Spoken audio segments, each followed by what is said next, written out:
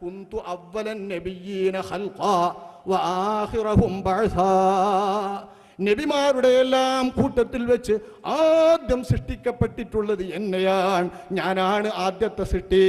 വആഖിറഹും ബഅസാ, എന്നെയാണ് നിയോഗിക്കപ്പെട്ട് റസൂലാക്കി പ്രത്യക്ഷ ലോകത്ത് പദാർത്ഥ ലോകത്ത് ആമിന പെറ്റ മുഹമ്മദായി വന്ന് റസൂലായി വരുന്നത് ഞാൻ അവസാനമാണ്. അപ്പൊ സൃഷ്ടിപ്പാൽ റസൂലുള്ള ആദ്യമായി വരണം. അള്ളാന്റെ റസൂല് ഔദ്യോഗികമായി റിസാലത്ത് അള്ളാഹുവിന്റെ റസൂൽ എനിക്ക് നബുവത്ത് കിട്ടി 40 കൊല്ലം കഴിഞ്ഞിട്ടാ. മുഹമ്മദ് ബിൻ അബ്ദില്ല എന്ന് പറയുമ്പോൾ ഇതൊക്കെ ഉണ്ട്.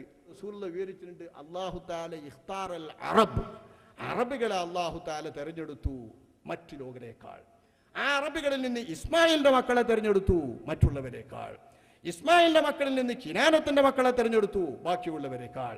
കിനാനത്തിന്റെ മക്കളിൽ നിന്ന് ഖുറൈശികളെ തെരഞ്ഞെടുത്തു. ഇങ്ങനെ നബി തങ്ങൾ വിവരിച്ചിട്ട് ബനൂ ഹാഷിം എന്റെ വംശത്തിൽ നിന്ന് എന്നെ അല്ലാഹു തആല തെരഞ്ഞെടുത്തു. അപ്പൊ അബ്ദുല്ലായുടെയും ആമിനയുടെയും മകനായി കാലേ കൂട്ടി തെരഞ്ഞെടുത്തവരാണ് അള്ളാഹുവിന്റെ റസൂലിനെ സൃഷ്ടിക്കുന്നത്. അല്ലെങ്കിൽ ഷാമ് കടക്കുന്ന അള്ളാഹുവിന്റെ റസൂലിന്റെ ഉപ്പാപ്പ ഇസ്മായിൽ എന്ന ചോര പൈതലിനെ കയ്യിൽ ഇങ്ങനെ പിടിച്ചിട്ടല്ലേ ഹാജർ എന്ന മാതാവ് ഇബ്രാഹിം നബിന്റെ ഒപ്പം വന്ന് മരുഭൂമിയിൽ വെക്കുന്നത്? എന്തിനാണിത്? അബ്ദുള്ളയിലൂടെ നബി ജനിക്കാൻ.